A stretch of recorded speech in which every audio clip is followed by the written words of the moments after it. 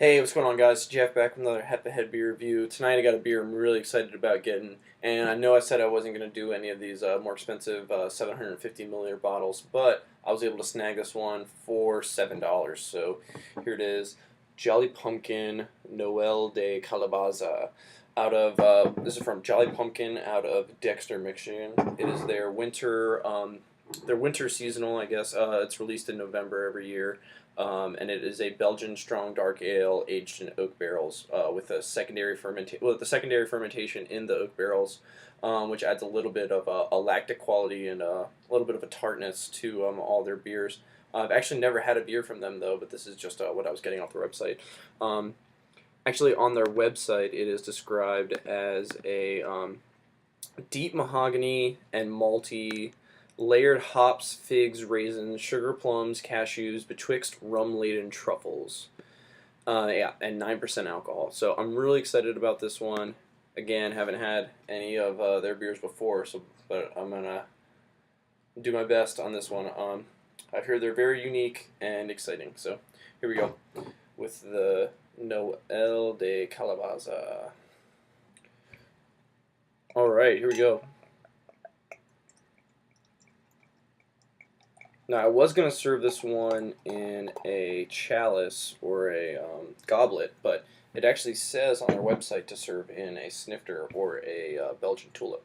But, so we've got a nice dark color here. It's brown, and you can see some light through the bottom. It's got a good amount of carbonation coming up, and about a finger and a half of looks like a pretty creamy, tannish, kind of off-white colored head, but it looks like a good strong dark ale, maybe a little bit lighter than some of them, but I'm really excited about this one. Let's go ahead and give it a smell.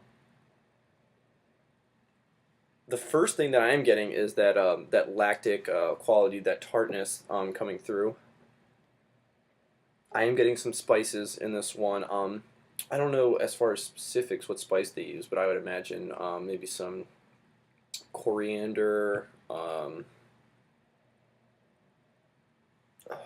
maybe some cinnamon, things like that, that you would expect in some of the winter seasonals. Like a nice bready characteristic coming from the malts, and so yeah, some dark fruits, like they said. It smells really good, and as you guys can see, the head is sticking around a little bit. It's still got about a half a finger, and it's given some nice creamy lacing, and I haven't even taken a sip yet. So here we go. Let's go ahead and dig into this one. Cheers. That is an interesting beer. Right up front, like I was saying in the smell, there's that sour quality, but there's just so much more to this beer than that one. That's just like the initial, and it's kind of lingering a little bit, but it's just a very complex beer. There's so much more to it than just that sourness. From the sourness, you're getting some of that breadiness and some of those dark fruits like you would expect from a Belgian strong dark ale. Um, and I don't want to say that the sour masks it. I want to say that it complements it pretty well. Actually, they actually go together pretty well, and this is it's really interesting. And the spices, they're there. They're very subtle though. They're not overpowering. I know that some breweries, they like to go over the top with the spicing, and it just is annoying and overly sweet, and it just sits in the mouth, or it just lingers in the mouth. But it's not too bad at all. And this one just has great carbonation, and it kind of helps to cleanse the palate a little bit. Um, but the flavor definitely begs to take another sip. But this is really an interesting, amazing beer. All right, I'm gonna drink a little bit more, and then I'll come back with my final verdict on the Noel de Calabaza. All right, guys, so I'm back. It's been a couple minutes. I've been digging into this one a little bit more, and I'm ready to give you my final thoughts. I think for this one, I am going to give it an A, but I'm going to give it a lower A, 93. It is a very interesting beer. I love the fact that they incorporate the sour characteristic into most of their beers, and it's just something that like a lot of other breweries are not doing, and it's really interesting. I've never had a beer this dark with a sour characteristic to it.